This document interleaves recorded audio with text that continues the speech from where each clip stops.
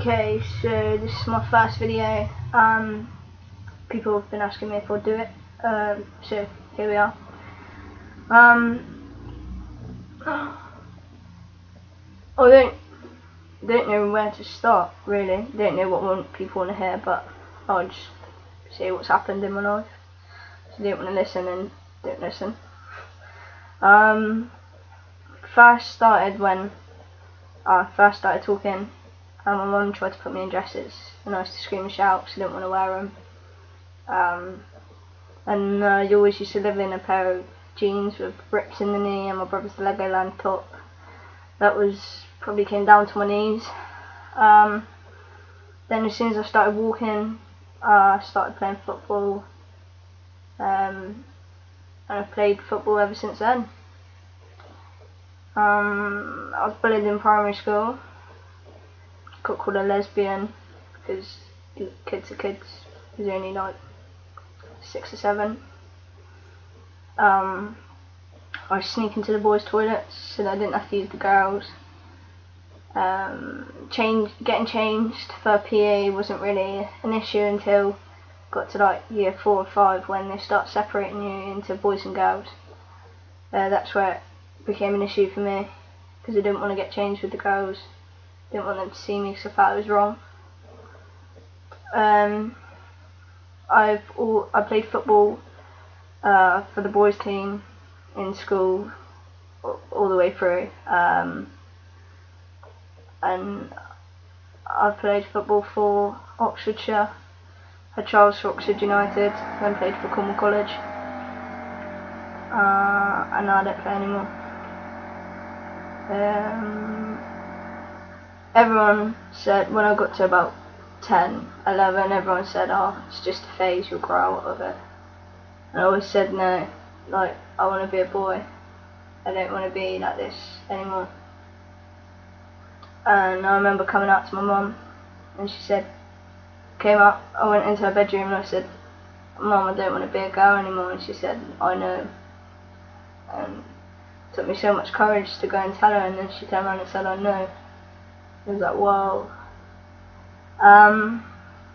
Year 7 is probably where everything changed for me. About halfway through I went on holiday, decided that was it, wanted all my hair cut off. Because it was about halfway down my back. My dad decided he'd like me to grow it. And since he was a hairdresser, he was the only one that was allowed to cut it. So halfway through year 7, cut it all off. And everyone that I met from that day onwards always thought I was a boy. Except for when I went back to school, I got called a lesbian in the nicest way possible. I got teased really badly for it. Started wearing boxers in probably year 7. I decided to take a pair of my dad's that he'd never worn, still in the packet, and started to wear those. And my mum pulled them out the wash and said, whose are these? And I said, well, they're mine. And then went to the shop to buy myself my own pair, and my mum made me take them back. But I can't actually remember when I first bought boxes. I used to self-harm. I've tried, cut my arm, and my wrist, overdose, tried hanging myself, a fair bit, but obviously nothing to wax, I'm still here. In year 8, I had to start wearing a sports bra. I wore it because it was tight and it used to compress my chest a little. But the thought of wearing a normal bra always just gives me shivers. It's disgusting to me. Been to doctors since, well, as much as my mum would let me since I was 10. They always turned me away and said, oh, come back when you're 16. It was really hard being turned away so much and being given no support through it. I've been beaten up twice. I was beaten up in 2008, I think, by 6 lads, kicked in the head till I was unconscious. And then the day before I moved to Cornwall, I was beaten up by a few lads. I was robbed as well, but what doesn't kill you makes you stronger. I've been bullied. I got bullied a little when I moved to Cornwall, just because people were scared of what isn't normal. I received a fair lot of support through friends at the school, but the teachers were quite homophobic towards me, and the headmaster said he didn't want me to promote it in the school because it was wrong and he didn't want it there. They can't deal with gay people, let alone someone who's transgender. It's like an alien's just walked into their school. And then I met a girl called Amy, who's now my best friend, and she helped me to bind my chest with a bit of t-shirt, and then it was a bit of bandage, and then it was a waist support belt. That actually caused me quite serious harm, and I had to stop using it. And then my mum bought me a chest binder, which was roughly £60, all the way from Taiwan. And that was what I used every day for about 2 years. Yeah, it was uncomfortable, but you kind of get used to it when you've got to wear it every day. Then that fell apart, and I was actually, it was Velcro, and the Velcro had broken, and I was actually keeping it together with gaffer tape. It's amazing what lengths people go to feel comfortable, but that was my way of dealing with it. I was also made to get changed in the girls' toilets in Launceston College, which was hard for me, because all the lads were like, oh yeah, you get to see girls take the tops off, but when you're in my position you don't think about that. Binding my chest for about 3.5 years now. I was referred to the Tavistock Clinic at 16. I was there from March until December of 2011, I think.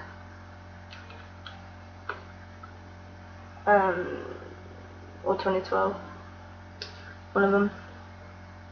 I saw a psychiatrist there who couldn't believe that I hadn't received support before I was referred there. I was told that you could actually go to the Tavistock Clinic from the age of 2 and 3, which disheartened me a little bit, but I was moving forward with what I was doing anyway. My dad went to every single appointment in London with me. It was a 3.5 hour train journey there and back. Well, there, and then 3.5 back. For an hour in London. Big journey to go for one appointment, but my dad was there with me through it all. I was referred to the Laurels in December of last year, and I've been there since the start of this year. I've had roughly about 4 appointments with a psychiatrist. Then I had my doctor's appointment 2 weeks ago. He said it wouldn't be fair to keep me from any treatment any longer, so he sent a letter to my doctor and to me to ask my doctor to prescribe and administer Nebido, which is the testosterone injection. And these past 2 weeks could not have gone slower. But I had my first injection 2 days ago, and my backside is pretty much killing at the moment. I haven't noticed. People ask me if I've noticed any changes at the moment, but I probably won't notice anything for another 2 or 3 weeks, maybe longer. It depends how my body takes to it. I made a list of everything I wanted to talk about because there's so much, so I didn't forget it.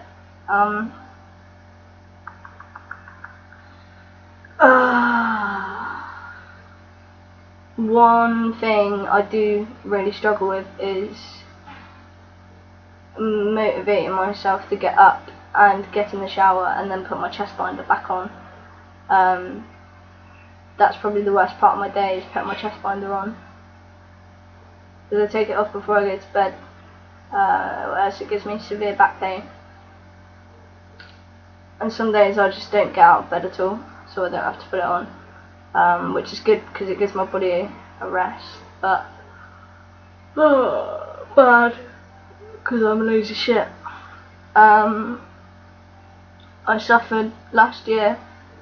I suffered with anxiety really badly. For the past 3 years, actually, I've suffered with anxiety. I didn't want to go out of my house. I used to go through phases where I didn't go out for 3 weeks.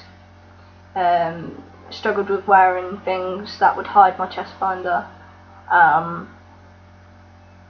Just didn't feel good about myself at all. Didn't want to go out. Didn't feel good in anything I was wearing.